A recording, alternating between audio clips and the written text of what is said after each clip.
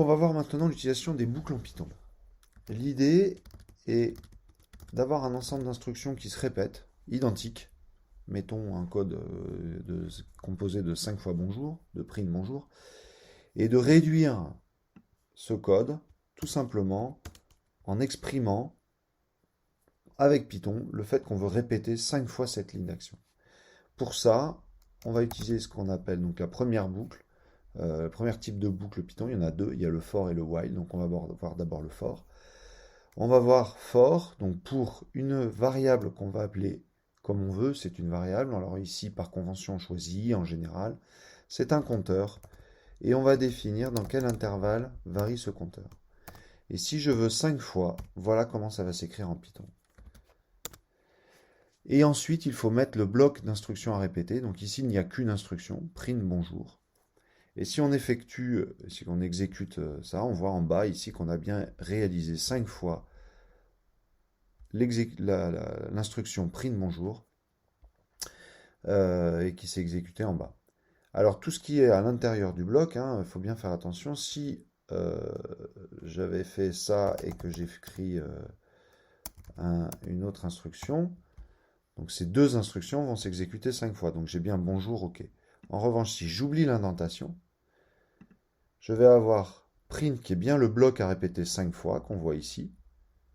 En revanche, le print qui se situe après, lui, va s'exécuter une fois que la boucle a pris fin. Et on voit ici que le OK en bas s'affiche qu'une seule fois. Alors en Python, cette boucle pour, avec ce compteur i, est très intéressante parce qu'au lieu de répéter des boucles complètement identiques, on va pouvoir, grâce à la boucle pour, et on verra que c'est la même chose pour la boucle while après, on va pouvoir aussi utiliser ce compteur i, cette variable i, dans la boucle. Par exemple, je peux très bien faire print i, bonjour, c'est-à-dire là j'affiche deux choses différentes. Une variable qui s'appelle i, donc je ne mets pas les guillemets, et la chaîne de caractères. Et la chaîne de caractères, on est obligé d'avoir les guillemets. Donc regardons tout de suite ce que ça donne. Et on voit ici que le compteur i, en réalité, est utilisé pour compter. Et pour faire 5 fois cette boucle, il va partir de 0 et il va aller jusqu'à 4. Et donc quand on a fini la boucle, ici, on peut revérifier en faisant un print i à la fin, on voit que le compteur, lui, reste bloqué à 4. Il est passé de 0 à 4. Donc il faut faire très attention déjà que pour tout le comptage, et on verra c'est la même chose pour les tableaux, une variable part toujours de 0. Et ça c'est vrai pour tous les langages, C, C++, Java, etc., etc. En revanche, il peut être parfois un peu compliqué à comprendre que on peut spécifier soit le range, c'est-à-dire le nombre de fois et par défaut ça part de 0 et ça va jusqu'à 4. Ça, c'est l'équivalent de ce qu'on avait. On peut rajouter la variable de départ, mais ensuite on peut spécifier le point de départ de ma variable i et le point d'arrivée. Et donc ici, le compteur, en fait, il va aller de 1, mais jusqu'à 4. Donc si on regarde l'exécution, il va aller de 1 jusqu'à 4, donc il va s'effectuer que 4 fois. Donc il faut faire bien attention à l'utilisation de ces compteurs ici, qui peut être parfois compliqué. On peut également incrémenter à l'intérieur, parfois, un certain nombre les compteurs.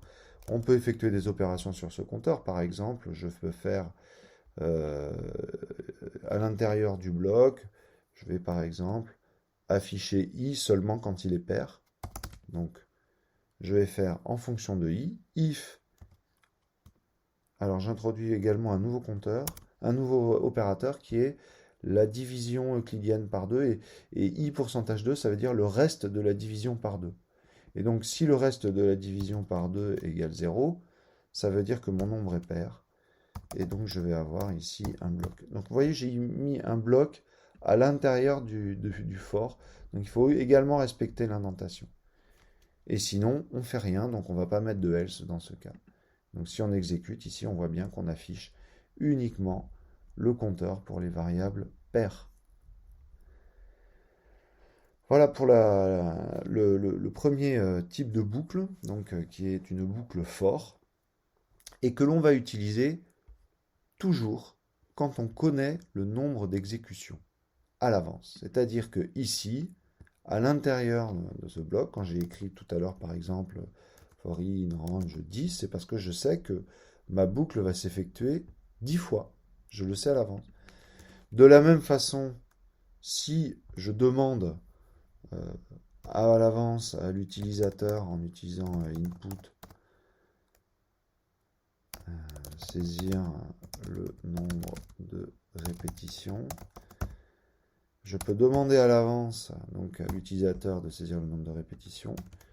Je peux mettre cette variable n ici comme valeur maximale.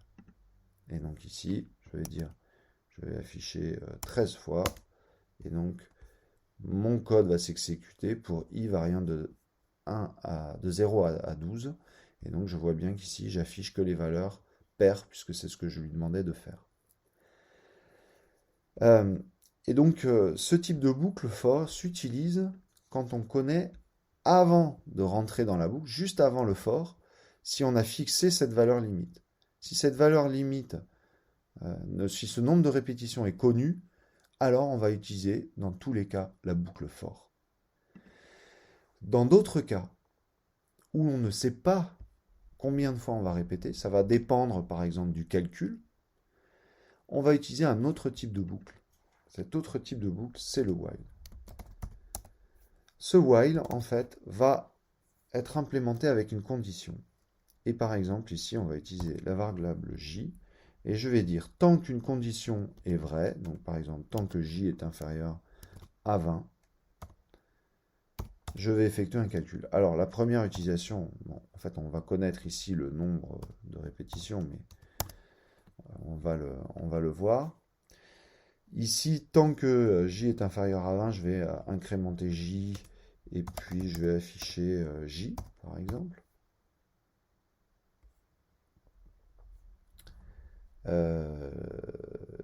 Par contre, alors, on peut voir d'ailleurs que l'utilisation de ces compteurs, il faut faire attention.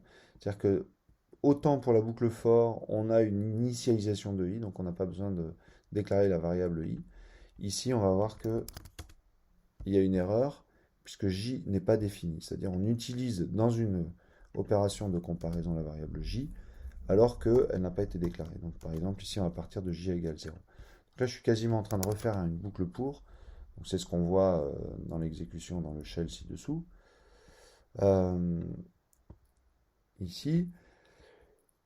Alors, sauf que on pourrait effectuer une autre opération, par exemple, ici, on ne sait pas à l'avance combien de fois on va effectuer, puisque, par exemple, on va demander à l'utilisateur de saisir cette donnée j. Saisir j.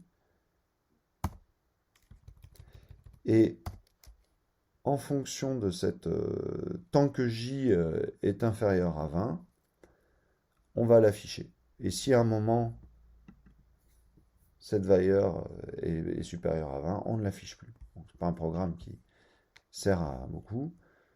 J'ai oublié une parenthèse.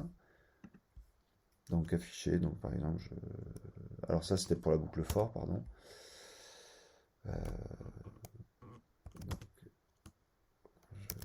taper 21, voilà, je vais juste arranger un tout petit peu le programme, supprimer tout ce qui était la boucle pour, donc on va relancer, donc saisir j, par exemple si je tape 1, on va me redemander de saisir j, si je tape 2, on va me redemander de saisir j, et si je tape 20, T1, là on sort du programme. Alors comment est-ce que ça s'exécute? Quand j'arrive ici, eh bien, je demande la saisie de j. Dans tous les cas, je l'affiche. Et le programme retourne ensuite au while, fait la comparaison. Et si la comparaison est bonne, il va effectuer ça. Si elle n'est pas bonne, il passe à la suite du programme. Ici, la suite du programme, il n'y avait rien. Donc, mais par contre, on pourrait rajouter, par exemple, un petit message de fin. Bye. On va voir que ce programme, cette exécution, cette ligne de code n'est pas dans la boucle, dans le bloc à répéter. Et donc, il va s'exécuter une seule fois à la fin. Alors, si je tape 20 aussi, forcément, ici, j'ai une condition strictement inférieure. Et donc, je vais ensuite exécuter by. Cette condition dans le while, on a exactement les mêmes signes que ce qu'on avait vu pour le if, c'est-à-dire on peut avoir inférieur ou égal, supérieur ou égal, strictement supérieur ou égal. Et j'avais pas donné la dernière fois. On peut aussi avoir différent. Différent, dans tous les langages de programmation, s'écrit point d'exclamation égal. Et donc ici, ça veut dire qu'on va exécuter le programme tant que la valeur est différente de 20. Donc on ne sait pas combien de fois on fait la boucle, puisqu'on ne sait pas à l'avance ce que l'utilisateur va taper, combien de fois il va saisir de valeur. Et c'est pour ça qu'ici, on va utiliser le while. Voilà, donc en résumé, on a vu deux types de boucles.